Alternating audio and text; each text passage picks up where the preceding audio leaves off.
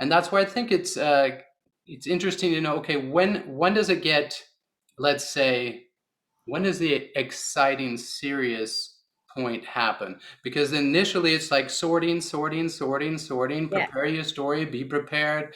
You got to choose their songs. You get through, let's say you get through those first 3 rounds. Is that the point where you can be like, hey, now I'm going to be on TV? The thing is actually, yes, once you have this fourth one I'm talking about, where you meet the band, you're supposed to choose one of the two songs, right? But they generally choose it for you. Yeah, they have their So favorite one. yeah, so while they walk you to the studio where you're gonna rehearse, they have this manipulation process that I already tell a lot of people about, where they're like, "Oh, but this would really be much better for you. This will give you a better chance to win." And I mean, you really gotta be tough and protect yourself in there, because it is hard. It is hard. But then you get through. Let's say you get the final call. Bam, you're in. Then comes another moment, because you have to go. Everyone goes back, meet each other, and then you have to sign the contracts. So there's a whole conference about what's the contract's about. People can ask questions. There. So there we're down to what did I say? 250 or something like this. that that are in. Once they're in, then we're gonna start having for the voice program. It would be the blinds. If we're in X Factor, it would be the other shows. If we're in Idol, it's the first shows that you see where they walk in, and then starts the show where you're on TV. So here you're on TV, and once you're in there, the one of the new keys here is your likability, which means, are people gonna like you? I don't know if you use these words in the States, but we use it a Yeah, lot in the yeah. UK and Europe. So this is like a measure we have of how likable are you. Are people out there, is the mom and the grandma and the kids, are they gonna like you? Are they gonna go like, oh, she's so cute, or na na na? So we have the story, the likability. You've already been chosen for your voice, or because luckily you fit into a category that was empty, or whatever, you're in, right? But then the thing is, once you're in, you're like, woo, I'm in. But that's where it actually continues, and it's every time it's a game. So every time, I mean, I don't know how I think the voice works the same thing there is here. Once you're in, then in the beginning you're just selected like click plug. But no, they can choose so many. Each judge can choose, and we have these hearing bots where you also have people from the production telling you what they really want. Up there is sitting precasters who are there, who's already seen your videos, who's been part of the team of categorizing, and they know what they want you to vote for, what you don't want to vote for. So very often you can see they have a little paper with written the name of the TV, if I don't say it, right here. And they already have the pictures and the names and the songs. So they know a little bit about the candidate once they have these papers. And then they have a little help here saying, nah, don't turn yet. We need to create a suspense. So everything is pretty planned. Once you're through this first blind, let's say you're taken, let's say you're in, let's say you go to the further shows. Once you're in, then what happens? Then you have a lot of exposure. You have media's calling you. You have TV. You have all these online interviews. People liking, not liking, talking, exposing, answering questions. So you're actually talking more than you're singing in these shows, huh? This is where it's quite funny. So the show in the beginning it's very long, because there are lots of pre-selections, and then we end down at 90, then we end down at 48, and once we start, then we have these battles where you have two people singing once against each other. So that means we're cutting everything down by 50, right? So we're cutting down half, and that's where you just sang once on TV, which you were manipulated to choose, but you're probably happy with it anyway. You're trained, you got in. The second one is a battle. The battle, you don't choose your song.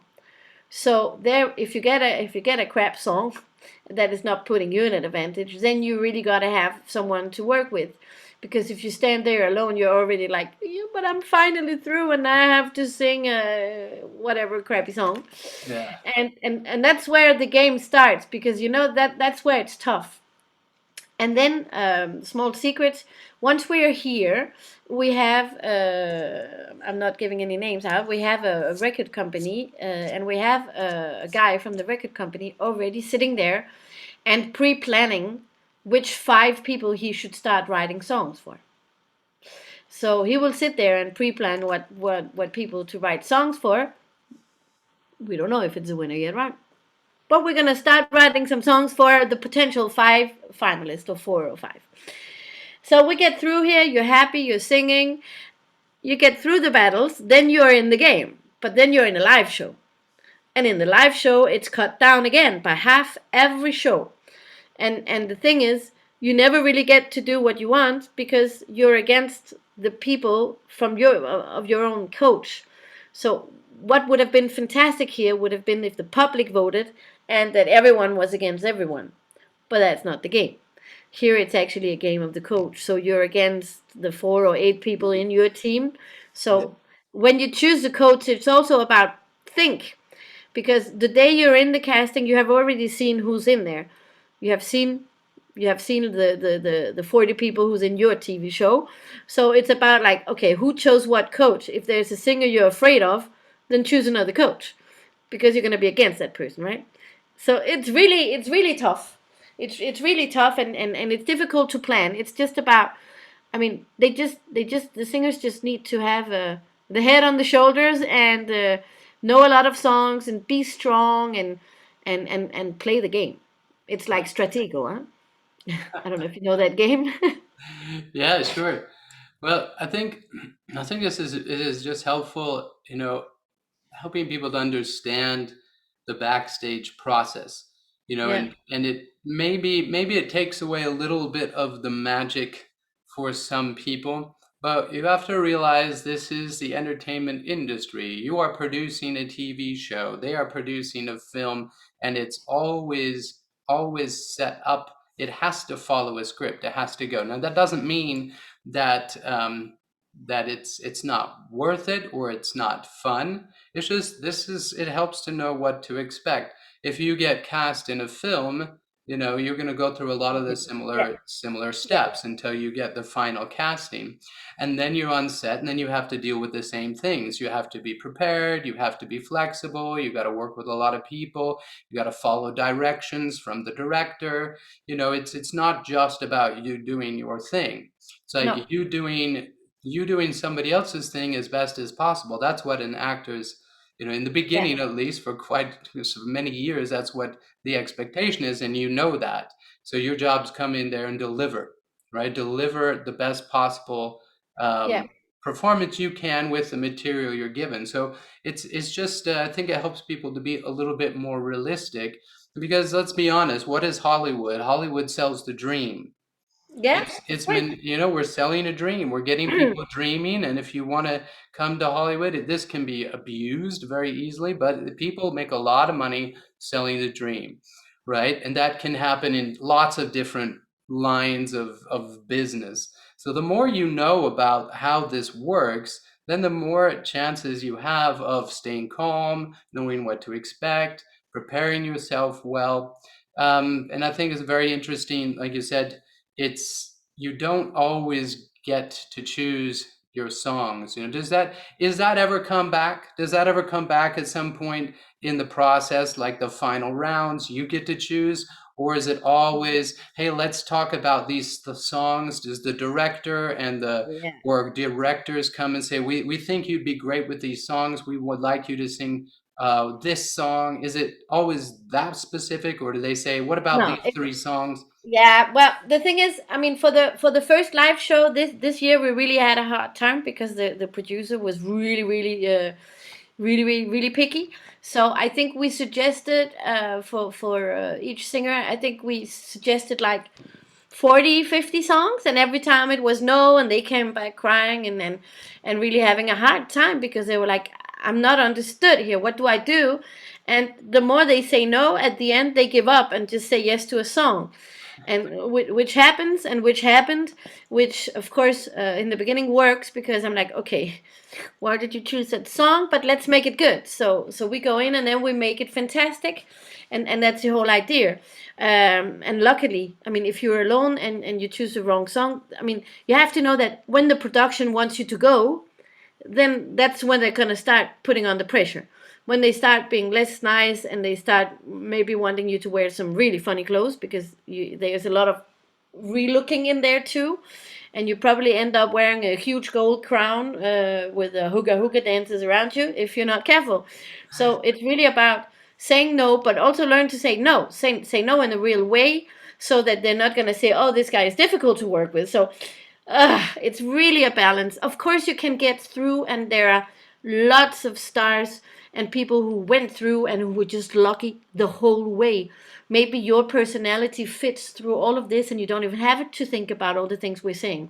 But if it doesn't, if you want to plan right, then you have to know the game, and you have to and say, I want to be a participant in the game and not being the one played around with. So this is really important. But I mean, we can just imagine one thing. I don't know if you guys have seen Susan Boyle. Do you know Susan Boyle? I don't know Susan No, Boyle. this lady coming on stage. If anyone knows, just tell us.